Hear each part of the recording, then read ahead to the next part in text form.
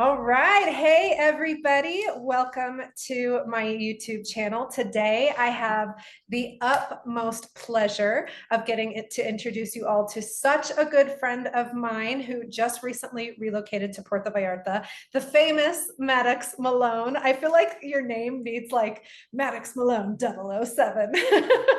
Right, fireworks, all the Right? stuff. I know. I love your name. It's so awesome. So Maddox actually just recently moved to Puerto Vallarta from the United States. One of the biggest reasons I wanted to talk to you, Maddox, was because you had such a interesting transition from the USA to Mexico. Such a good story. You've already jumped in like both feet in. You've been so welcomed in the community, and you're so welcoming to others coming into the community. You've started your own Facebook group. You've become a great friend of mine, like all these things. So I'm super, super, Oh, super excited to talk to you today and share your story with all of our followers on YouTube and socials. So, Maddox, if you'd like, go ahead, tell us a little bit about yourself, and then we'll get into the interview questions. yeah, sure. So, like you said, I'm new to Puerto Vallarta. I could not love it anymore. I moved here from the States, Denver, Colorado specifically. And yeah, we'll get into all the nitty-gritty of the reasons why and like all of that here in a bit. Yeah, sounds good. So you're loving it so far. Oh yeah. The weather, you couldn't ask for better weather. Right. Although there is a small part of me that misses like the snow. Oh, really? From time Oh, to how time. Yeah. interesting. Yeah, that was probably like one of the biggest surprises. I was like, ugh, because I don't like being cold. Like I like shorts, flip-flops, and tank top weather all the time. But for winter, I found, or for Christmas specifically, I found like I had that little miss there, Yeah, but so it's this, all you good. and your novia, you and your girlfriend, this was your first Christmas in Puerto Vallarta as well, right? See? Uh-huh. Yeah, I honestly, so I spent about 10 years in Hawaii and then, of course, 8 years in Vallarta. I felt the same way the first couple Christmases. So I would decorate Uh-huh. like a palm tree, but it's See? just, it's not the same. No. You miss that Christmas time. So, hey, maybe this will be an opportunity for you guys to Yeah. travel to a cold place for next Christmas. Yeah. Yeah, So that's what we talked about actually. So that'll work out cool. great. Good with the puppies too, right? Uh-huh. Yeah, good. Okay, well, let's go ahead and get into it. So, before the move actually started, what was going on in your life that made you start thinking about leaving the USA? The biggest reason was the political climate of where I was, and the hate and just everything that it brought. It emboldened phobias of people. It emboldened hate and just people's outward expression, just looking at people like me. For instance, I had someone look at me, point their finger, and take their thumb across their throat. Oh my Like, gosh. yeah, and I'm a larger stature person, and they're still doing that, and it just makes me like think that it wasn't safe ultimately anymore. That was just one instance of many, and not the worst example to give because there are worse. But I'm 45 years old, and with the political climate being what it was, it just kind of sealed the notion that I had that it wasn't going to get better anytime soon. Mhm. And as you know, I am trans non-binary. I'm finally like my full self. My insides match my outsides for the first time in Mhm. my life. I can't believe people are born with this. Just the feeling of their outward expression being matching their inward self. So I decided it was time to move because I was tired of living in a shell and always being afraid. I've always been like cocooned in one way or another. I've always been a member of the LGBTQ plus community, and throughout my life and all the various stages, like I just wasn't able to be my full self. And now, for being 45 years old, I am You get privileged, to be. honored, and happy to say that I am finally safe. Oh, Yeah. that makes me so happy to hear that. And you know what, Maddox, honestly, you're not alone in this. I would say most of my clients right now who are relocating from the USA to Mexico are doing it for the same reason. The political upset in the States is wild to watch. It feels like they're regressing. And one of the great things I think about you and your Novia's choice to move to Puerto Vallarta is that Puerto Vallarta is what we call the gay capital of all of Mexico. So it's Mhm. like the most welcoming, and I'm sure you've gotten to experience this firsthand. Oh yeah. People get to express themselves authentically and be who they Mhm. are, and there's no hate, and you get to be, entertainers or whatever. I mean, there's so many talented people in PV, and it's finally the place that people can feel safe. And so Mhm. I am thrilled that actually is your story. So congratulations. So when Mexico first came up as an option, like what was the feelings that came up for you? Like, were you feeling excited, fear, skepticism? Yeah. I think I was feeling a little bit of it all, honestly. My first initial feeling was the excitement because I love experiencing new things, new cultures, new people, new perspectives, all of it. And then growing up in the US, the fear came from like always being told that no, anything else is scary, it's bad, it's unknown. Ultimately, it does at the end of the day, just because things are unknown doesn't mean that they're bad. It just means it's different. You know, Totally. Yeah, totally. yeah, it just means you haven't done it yet. Like, Mhm.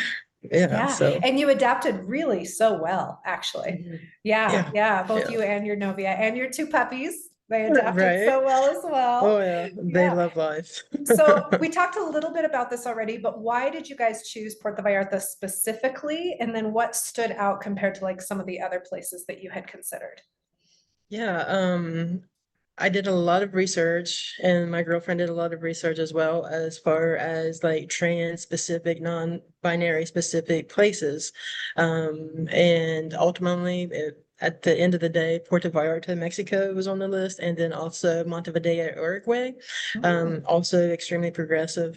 Um, and ultimately PV won because it was closer.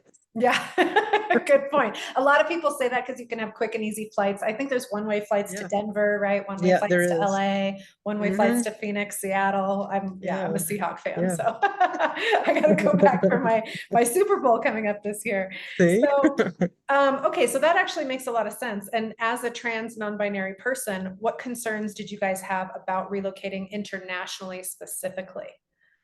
As far as their like laws, the political environment that we were moving into, that was the reason why we left. So that was at the top of our list of where we were moving to. Like I said, we did a lot of research. We knew people, or discovered people remotely who had lived in Mexico. I guess I should say that I did move here completely sight unseen, not only to Puerto Vallarta, but also Mexico. I had never been to any of it. And I just, yeah, But your here girlfriend I had am. before, right? She had been here before. Yeah, she'd been to Mexico, a couple other places, but not Puerto Vallarta. Okay, yeah. I think I probably maybe played a hand in that decision as well, because I'm I very, think you very did. convincing. After 8 years of living in Vallarta, it's one of the best places in the Yeah. world. So yeah, it's Mhm. an easy sell for me. So what felt most overwhelming about the move before you guys actually found support? Um, I think just like being inundated with having, choosing to move and then selling absolutely everything. Like sold everything, like kitchen stuff, household stuff. I got rid of my Bronco, my motorcycle. And Bye bye then like Bronco. Yeah. really I, sad I times. know you were sad Um, about that. Yeah. but then I think the biggest overwhelming part was like the residency component and like the paperwork. Um, I'm neurospicy, so paperwork sometimes can be a little daunting in and of itself, but there are so many like little niches that you have to, and bits of knowledge that were unknown to us, and it was just all overwhelming as far as that component. Totally. And this is one of the things I think I've learned about living in Mexico and working in Mexico for so many years. Nothing is Mhm. consistent. So even Yeah. if it's like written online or you see in a Facebook group or whatever, and it's like, this is how you do it, No, Right. it's always case by case, right? And it's like rolling Uh-huh. the dice and you never know what you're going to Yes. get. So you have to really Yes. over prepare. And it just, Yes. it freaks people out because they're used to like the process in the USA where everything is just cut, dry. This is how it is. Hmm. What it says is what it is what you get. Here, Right. I feel like relationships are everything. Like Oh, that's absolutely everything. yeah, Yeah. yeah. Like how Hmm. I think from my experience, and then I think I've seen this like statistically as well, Mexican people are some of the nicest of all of the Latin American cultures. And Mm. so really it matters a lot to be super polite, super respectful, Absolutely. super grateful. Like we're in their country, right? We're foreigners. Yeah. And so to at least treat them with Absolutely. respect and Oh, politeness, yeah. it should be the bare Yeah. minimum wherever you go. But Absolutely. Well, and that just reinforces like the person to person, like the relationship aspect, because instead of like if I see you on the street, instead of being, hey Des, what about this, this, and this? Like it's hello, ¿cómo estás? Like mhm. you're having a moment where you greet them and meet them and be present with them. And I feel like that was something in the States that I mean, some of us have like the best of intentions, but when time hits us, obligation hits us. So I remember in the States telling my friends, like, hey, let's get together. 3 months later, we finally get together. Yeah. You know. True. I feel like it's still like that for me. I'm so busy all the time. So, what parts of the process did you not expect would be as complex as they were? Mhm. I go back to the residency paperwork and like getting a bank account and like being able to order things. Yeah, Um, yeah. Oh yeah, we you have know, The Uber Eats delivery issue. yes. Uh-huh. Yeah. And I mean that combined with like the manana time, like you will learn patience one way or another. Absolutely, yes. You know, I think I got really, really lucky living 10 years in Hawaii first because it Mm. taught me island time. So by the Hmm. time I came to Mexico, Mexican time makes island time look like rookie level slacker stuff. Got Like it. when you get in Mexico, you're just like, oh man, like I need to order something or schedule an appointment. It's like we'll get to it tomorrow, mañana, mañana, and you're like, I kind Mhm. of need it right now, you know. But it also, I Right. think the great thing about it is it teaches you what to value. And Uh-huh. so instead of like this hustle culture of now consumerism, Yeah. it's more about relationships, family, friendships, kindness, and enjoying the present moment. So I do feel Yes. like it definitely has its virtues as well. Hmm. So, what helped you feel confident enough to actually say, okay, we're doing this. We're really coming to Mexico. We're going to do it. Um, I think after we had our first initial consultation with you, honestly, Oh, like we knew cool. that this is where we wanted to be. And then after we secured your assistance, like we was felt confident that, all right, let's do this. And it was like a month to the day of when, Literally. when we met to when we got here. So, Yeah. quick process. You know, that's so interesting because a lot of people I think are in the similar situation where you guys are, where it's like, or where you were, I should say, where you're kind of like, okay, so here's the tentative plan that we have. Here's what we want it Mhm. to look like. We think it's going to be around this timeline. Once they talk with me, I have a really, because I've been doing this so much, I'm really good at kind of narrowing it down into the next steps. And in most cases, people actually end up moving a lot faster than they ever anticipated moving in the first place. And I Mhm. believe you guys sublet your place, right? Oh yeah. Yeah, and you found a renter like super fast. Yeah, we And were then you were on it. like, I remember your girlfriend messaged me and she was like, could we come down in like a couple weeks? And I was like, yes, let's light a fire and we'll do this. Uh-huh. Yeah. And you did it. And we found you a place within like a week here, right? Oh yeah. Yeah, I think my girlfriend actually found our place on Facebook Marketplace, of all places. Awesome. That's Yeah. fantastic. Perfect. Perfect. So, how did having structured guidance change the experience for you emotionally and practically? I think it provided us space to breathe when we got here. Like, keep in mind, we sold everything we had in the States, came here with 2 pieces of luggage and a carry-on piece and 2 fur babies. So it allowed us to have the experience and experience our feelings, and to be here and breathe and know that we had that support to rely on. Like we wasn't going to miss something that was vital. This was a big change we did, Yeah. so, Yeah. um, And you're especially when it's in again, a different language, right? oh Like yeah, yeah. I think like relocating to another place, even if you're moving from like one place in the USA to another spot in the USA, that's a big Mhm. ask. But then Yeah. do it in another country where you don't speak the language. It's like, Mhm. okay, which way is up? Right. Nobody Yeah. knows. As a person who moved cross country in the States multiple times, that was nothing compared to this.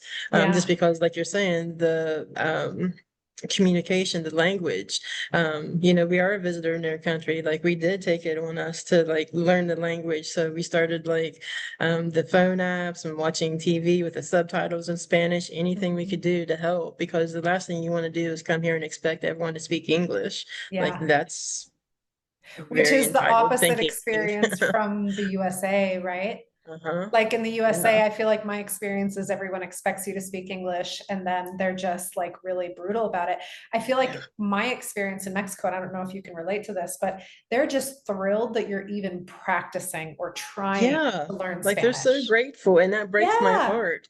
I find myself like helping other white people who come here when I see them at like the grocery store or something. Um they can get rude and entitled and all that. And I go up to them, I'm like, friend, just a reminder from person to person, you are a visitor. If you're unable or unwilling to learn the language, Google Translation is your best friend. Totally. Yeah. And their Excellent jaw drops, advice. and then like, Yeah, yeah. So, okay, so we talked a little bit about it already, but let's touch on it again. So, when you first arrived and then your first couple months in Mexico, what did it feel like actually landing in Puerto Vallarta for the first time, knowing this was your new home, especially sight unseen? How did that feel? it was a lot. I flew out of Denver early in the morning, so I had like tennis shoes on, shorts, and a And it was like sweatshirt. summertime too, right? Oh, it was summertime here, yes. Yeah, yeah. So here So I it's a am little. standing outside the airport with a sweatshirt on, and I had meant to put a tank top on under. So I am there like sweating, this tropical climate. I'd never been here before. So that was like it was awakening. Yeah, so that was a big surprise. Yeah. I remember I Right. got your message. You're like, it's way hotter here than I thought I expected. I was like, Oh, yeah. oh yeah, I What when month I did you said, guys come? it was on in October, the end Oh, of October. October. Oh, yeah. You Yeah. know, what's funny, this summer I felt like stretched long. So we had Mm, hotter dates into October because hmm. usually by October it starts to cool down a little, but Yeah. irregardless, coming from Colorado, it's vastly different, right? Yeah. Well, Yeah. yeah, because I'm not used to like sweating. Like you don't sweat on your skin in Colorado because of the elevation. So when you Yeah. get here, you're all like whatever. So that was some getting used to. I take an extra shower or two a day. It's all right. Right? It's normal. It's fine. Or go That's to the we all do swim, that the here. beach. It's Yeah. all good. Exactly. So were there any other big surprises after you arrived that was kind of like, oh wow, I didn't expect that? Um, there was a night then we were walking along the Malecone. It was an evening and it was crowded. And I remember that hitting me like really in a sweet spot, because I was not overwhelmed. I wasn't anxious. I wasn't anything like I would be in the States. Yeah. And I really did a lot of thought and processing about that. And the reason why is because when I was looking around, even though it was crowded, everyone was smiling. Everyone was having a good time, Mhm. enjoying themselves, their people that they were with, their friends, their family. They're just really living life, being present. And like that is part of the culture here. Like you're Mhm. not in a rush. You're not looking around in the States and seeing everyone disgruntled or like, angry face. Like Mhm. everyone here is just smiling and happy, and like happy to be here. Yeah. You guys arrived, this reminds me, you arrived on Halloween, right? So this would have been Hmm. Day of the Dead weekend. So Hmm. this is one of the busiest holidays every year in Puerto Vallarta. So there's three basically. So Day of the Dead, Hmm. New Year's, and Hmm. Semana Santa, which you guys are about to experience your first Semana Santa as well. So that's going to be fun. True. But how cool, right? To be in big crowds and to not feel overwhelmed, to not feel like people are like mean mugging you or staring at Mhm. you, even as a foreigner, right? Like sometimes as Yeah. foreigners, we feel like we're in another country, like, is it safe? Did you ever feel unsafe? Like there No, was, and does I am someone who walks around of an evening at nighttime, um, here by myself, like going out to dinner, playing pool, Mhm. whatever, like, and it's not even a thought in my mind. And I would have Right, never done this in the States, you know, right. but it's so welcoming and safe and secure, like it's a total non-issue. Like, Yeah, my family asks me all the time, and they're like, "Do you ever feel unsafe walking around Mexico?" And I'm like, "I feel unsafe walking around Spokane or Seattle. Like whenever I'm yeah. walking around there, I'm like, people are half bent over and Uh-huh. on drugs or Yeah. something, or yeah, I Yeah. never feel like that in Mexico. Yeah, it's It's way, yeah, the feeling of being unsafe is way more, was present in the States, and that's no longer the case here. I know, such a change. Yeah. So, okay, what were the biggest early wins that made you feel, okay, like we made the right decision? Um, me, walking around, and me being trans non-binary not even being an issue. Awesome. Like people, it's just a non-issue. And it's so amazing because there's so many more aspects to Mhm. me than just being trans or non-binary. Like, Right. they accept you as you are, truly, Mhm. without any judgment, anything, and they just Mhm. want to get to know you because good people surround themselves with good people, right? Mhm. And that Mhm. good energy, it just attracts you to each other. So, Yeah, gives me yeah. goosebumps even hearing that. And I bet you honestly, if I could like mirror back to you what I would expect that feels like, I bet it's like finally coming out of fight or flight and Hmm. finally actually getting, because I feel like what I've learned with human beings is we can't be authentic or creative or playful if we're in survival mode. And Yeah. so when we finally can let go of that identity of survival mode and we feel safe in ourselves, we can actually start to like allow other parts of our personality to flourish and to come out. And I bet that's such a life-changing experience. It is. Yeah. And you got to work hard to give yourself permission to not be in fight or flight mode anymore because there's a part of you that tells you, like, this is too good to be true. Right. So it takes time to believe that it's not. Yeah. This is real. This is reality. Like, Yeah. it Yeah. can That's happen. It does happen. Yeah. Oh man, that makes me so happy though. So were there moments where you thought like, I'm really glad I didn't try to do this alone? Yeah. Yeah. Yeah. Oh, yes. That's a hard yes. Okay. Yes. Like, I'm an independent person and I would do anything alone, but I'm so happy that I didn't. Like, but moving here with uh my girlfriend, it was just, a special experience. Neither of us had moved internationally before, so that was a first for both of us. Mhm. And then with your support, like it was, yeah, on Yeah. point. Yeah, good. I'm so happy to hear that. Okay, so let's fast forward to like life now and how everything Okay. is now. So, how has your day-to-day life changed since moving? I'm sure it's wildly different, right? So wildly different. First, like I have the best coffee ever. The coffee down here is amazing. I So know. It's so good. Coffee is so life. it is. Yeah. Absolutely is. Life now is drinking good coffee, eating what I feel fruits and veggies for what I feel like is truly the first time, because it tastes so much better down here. Mhm. Like strawberries, avocados, just food overall. And just being able to like enjoy the moment and Mhm. enjoy what you have and around and what's, yeah. Um, in my day-to-day life, like I see my friends like multiple times throughout the week, throughout the Mhm. weekend. There's no more of that 3-month timeline, like, Mhm. everyone prioritizing relationships and the time that we have because you never know Mhm. how much time we have.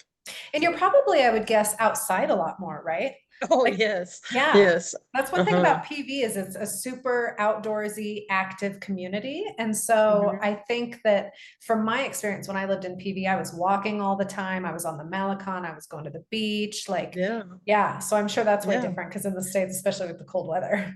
you Yeah, know. well, and you also don't have to drive everywhere. So going to dinner, of a work week, it doesn't take multiple hours because it's like a 15-minute walk to Mhm. dinner, then you walk it back. Like, I have not driven a vehicle the whole time I've been here, and that's the longest I've been without driving in my life. But I'm not mad about it. It's okay. Yeah, I actually love Ubering because then I can just like look hmm outside and see the view, and yeah, Yeah. yeah, for Yeah, sure. I don't think I've ever walked so much in my life, and I am not mad about it at all because you get to discover so much when you're Hmm. walking. And talk to more people. Absolutely. Yeah, hmm yeah. So I know we kind of talked about this a little bit, but I'm curious if there's any other ways where you feel more settled, more calm, more yourself now, and other ways maybe we haven't covered. Um, I think being around other trans, non-binary, queer, and gender fluid folks, it's really allowed me to like see like I'm not the odd one out because it's Mhm. almost always been that way. If I'm in a room of people, I'm usually the odd one out in one way or another. That's no longer the case. Mhm. Yeah, I bet that Yeah. feels really good Oh to my have your sense God. of community. So Yeah. I was just going to ask, like, how has community played a role in that, both existing and what you're building now? But that really kind of answers that, right? hmm It's so interesting. You have some light coming above you. It looks like you're like, oh, like you're glowing. So, okay. So one of the things that I actually loved about your story the most specifically, Maddox, is that since you've come to Puerto Vallarta, and this is what I love about people who I get to work with, I feel very, very blessed that the people that I work with are also like aligned in my values. And hmm so one of the very first things that you did when you came to Puerto Vallarta was you started a Facebook community, Facebook group, and everyone can hmm go find it online as well. It's called Trans, Non-Binary, Queer, and Gender Fluid Puerto Vallarta. And what I'm in the group. I've been following the group. I'm, super active. I love seeing your posts. I love seeing how you're so welcoming to everybody. You're answering questions, and you're actually becoming like that safe space for people when they're making the move as well, because they feel like, one of the biggest questions I get from my clients is, how am I going to find my community? And hmm you are the person who decided to come down and be that community for people. So Yeah. I'm super, super grateful for you for that. But I'm curious what inspired the idea behind starting that Facebook group for you. When I first got here, I was really looking for that community. And after doing a lot of research, while Puerto Vallarta is LGBTQ plus friendly, a lot of the events, so on and so forth, is geared towards cis gay males. Mhm. Um, or yeah, that's just pretty much what it is, and yeah. Um, and the events that I did find, that it was all mainly around like the bar scene and things like that. And that's not the sense of community that I'm wanting to build. Mhm. Um, and there's so much more to being LGBTQ plus than the bar scene. Totally. Yeah. Um, so after doing a lot of research and just like navigating some um newness, like the language, and just trying to discover all the events because there's so many offerings around. Mhm. I discovered that there wasn't really anything for trans, non-binary, queer, and gender fluid folks. So I know Mhm. that's a long, lengthy title, Mhm. but it But it's lets all folks know inclusive. that exactly, yeah, because it's Yeah. not just trans, non-binary folks, it's also people who love and support us, Yeah. right? Yeah. So that has just changed the game. Like there's currently like 80 some members in the group, and I hear a lot like, thank you for creating the group. I'm like, no, thank you for like joining the group. Like this is our group. Like this is Mhm. like we're building the community that we want, we need, and just what's important for life, because relationships and people are where it's at, like not spending money or things. Exactly. And support, I think, is the biggest Yeah. thing. You have become like the go-to pillar, I think, for this community in Puerto Vallarta. And I think it's so inspiring, Maddox. Honestly, I'm wildly grateful to know you. And I'm so proud of you for everything that you've done since you've Mhm. come to Puerto Vallarta. And this is why I just feel like I always get so lucky with the people that I end up finding in the world, because you're coming to Puerto Vallarta and you're not just consuming or Oh no. becoming a drunk on the beach, Yeah, or no. or trying to be like a quote unquote like Karen Ken type of person, like, let me try to make Mexico the USA, which is what a lot of people do when they come here. You're actually coming with arms wide open, hands up, and you're saying, how Yeah. can I help? How can I support? How can I contribute? How can I give back? Mhm. Yeah, I mean, That's I amazing. purposely got a bigger place because I want to have a spare bedroom to offer folks who are like, who may need to like jump ship without Mhm. notice from the Mhm. States. You know, I want to let them know like they do have a safe space to come and rest and while they figure out stuff, you know, trying to pay it forward any and every way that I can, Mhm. And because you've it is a already helped privilege. people. Yeah, We have a yeah, and I'm mutual going to friend continue. now. Yeah, yeah, that you've Yeah. helped move over and you've connected with me and is hopefully going to be moving to Puerto Vallarta soon. So Mhm. that's fantastic. So, okay, I want to move into a little bit of like reflection and advice because you've had such a great story and I love that you've taken some time to process all of it and reflect on everything that you've been through. I'm sure you have such great advice for people who are looking to do the same thing. So if you could talk to the version of yourself who is still on the fence about moving to Mexico, what would you actually say? What are you waiting for? Yeah, Jump. right. Because Jump. we all have like lists of like if this or this or this happens, like we're going. Um, those things have already happened. Like jump. Like Yeah, it will be all right. Like you've figure out got your this, employment. right? Yeah, yeah. Yeah. Like figure out your employment before you get here and like you're gonna be good. Like, Hmm. yeah, for sure. Yeah, I think that's great advice because I think a lot of people fear that, they're standing at the edge of the cliff and they don't have that trust in themselves. And Hmm. sometimes they have to remember, like, I can swim. I Yeah. will be okay. I will keep my own head above water. Now, I also think it's important to reach out to people like you or to me or whatever to get some support throughout this because it's really difficult to do it alone. I actually did it alone, and I will say I found all the potholes for you guys, so that you don't have to step So in them. appreciate it. So I know I have all the scars and the battle wounds and stuff. So I did it the hard way, but I would never recommend anyone do it totally alone. But I think your advice is perfect. Like just jump and like trust yourself, trust the universe, trust community, trust the people of Mexico, trust the foreigners that are in Mexico, because I think also it brings good people. So Oh yeah. excellent advice. And then And you're what not would alone. you're not alone. Yeah, exactly. Yeah. So, what would you tell other trans or non binary folks who are also considering making the move like this? Feel free to reach out to me. Like I'm happy to answer any and all questions. Join the Facebook group. Mhm. Um, yeah, if you can do it, figure out a way to make it happen, Mhm. do it. I know Yeah. there's a lot of privilege in being able to move, right? Like Mhm. the financial components and the meeting all the other components for residency. But if you're able to do it and figure out how you can still pay it forward to our community while doing that. Yeah, I think that's the best part because one of the things I've noticed about a lot of people when they're relocating, because I've been doing it for so many years, is that they tend to often plan the logistical part. So, like, how do I get the residency? Where am I going to live? How do I bring my dogs, et cetera, et cetera.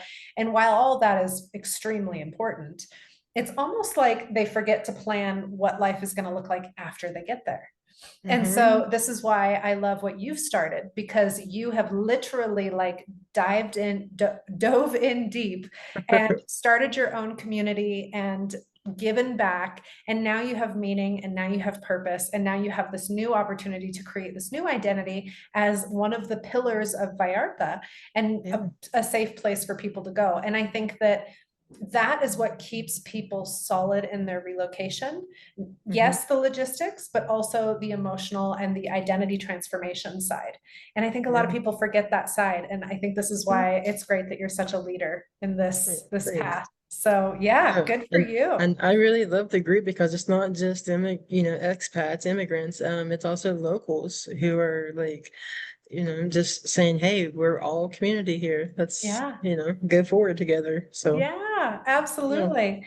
So what do you think people underestimate the most about international relocation? themselves. Themselves. Good answer. Yes, totally agree. Mhm. That is Because such just a good because it's answer. different, it doesn't, make it bad. It just means it's unknown. Yeah. You haven't done it yet. Yeah. And I think too, something that I have experienced with relocation, and I'm sure you probably feel the same way, is you don't know it until you're in that new environment, but it literally like turns on new genes Yeah. in you and new identity and like new brain waves and everything. So it's Hmm. almost like, yeah, Yeah. you just don't know what you're capable of until you do it. Yeah. Yeah, Yeah. such a good answer. Wow, that one gave me chicken skin. Good job. So, okay, so now that you've gone from the USA and Mexico, two Mhm. vastly different places, right? What does Vastly. like the word home mean to you now? Hmm. Hmm.